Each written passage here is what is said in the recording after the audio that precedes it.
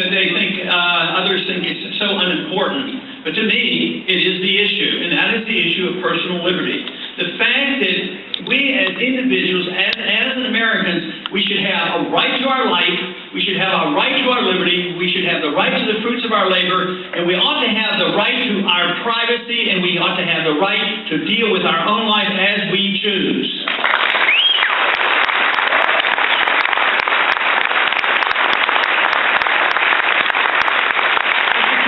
Now, we've had an attack on personal liberty. It hasn't happened with this administration. There's a lot wrong with this administration, believe me, I do a lot of complaining. But it's been going on for a long time. There has been erosion of our freedoms. There has been an accumulation of special interest control of our government for a long, long time.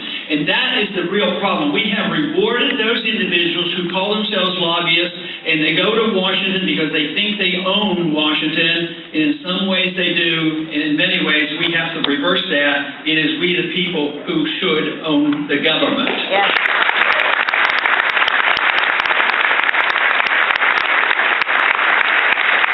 We are indeed in trouble. Our liberties are threatened. The laws are continually being passed. This past year has not been good.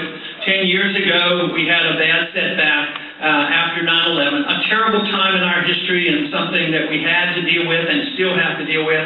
But you're not to be punished. You're not supposed to be punished by the passage of the Patriot Act. That's not going to make us safer. That makes us less safe, and we have lots of liberties. I'd like to repeal.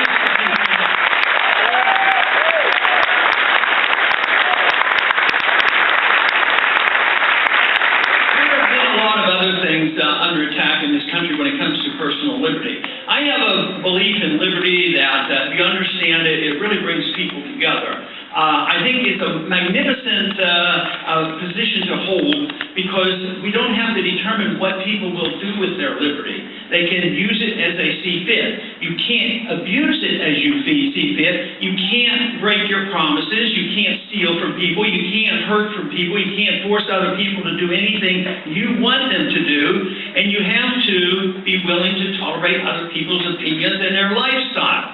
And under those conditions, people should come together, not because we all agree on religion or personal habits or intellectual pursuits, but we should come together because our lives are enhanced by the endorsement by all elements to come together, and it's up to the individual to own their life and to run their life as they see fit and not be penalized in any way by the government.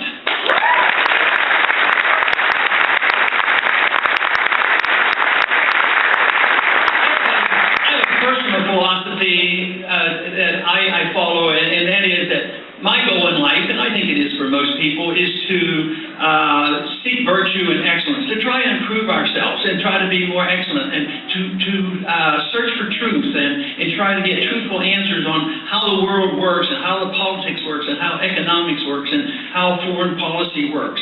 But when governments take over that role of trying to impose on you virtue and excellence, there's no freedom left. Believe me, they become judgmental. They decide what your habits should be, or they decide how you should spend your money.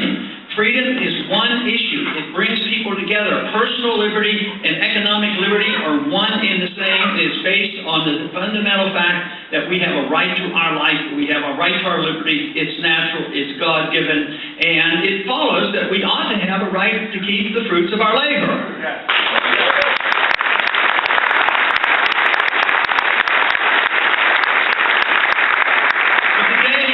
Of our labor are under attack. Matter of fact, wealth is under attack. It's been under attack for many, many decades.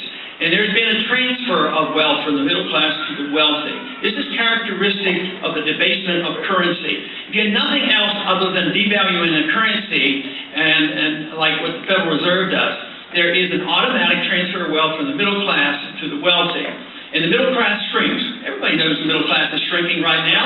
Is Wall Street suffering? Are the banks suffering? What happens when the crisis hits? Congress rushes to pass bills and bail out the banks, bail out the people who have been ripping us off. And then at the same time, the people who have to assume the debt that they have run up are the people.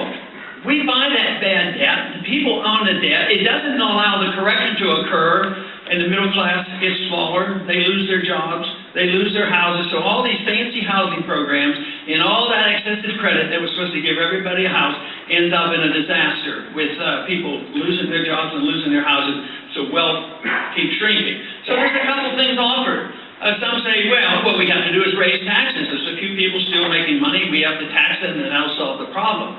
And some people say, well, yes, if they make money, they have the money, we have to tax them. But there are two kinds of people that still have the money. There's one kind that give us an honest product at an honest price, and we make them rich because we like their products. If you like their electronics and you buy them, and they haven't been bailed out by the government, and they don't get government contracts, that's one thing. But if you're rich because you belong to crony capitalism, that you're on the take, and you get the contracts, and you have your lobbyists going to Washington, and you're controlling everything, that's quite a bit different. I don't think we should just tax those people. We should take away all their subsidies so that they don't have this ill-gotten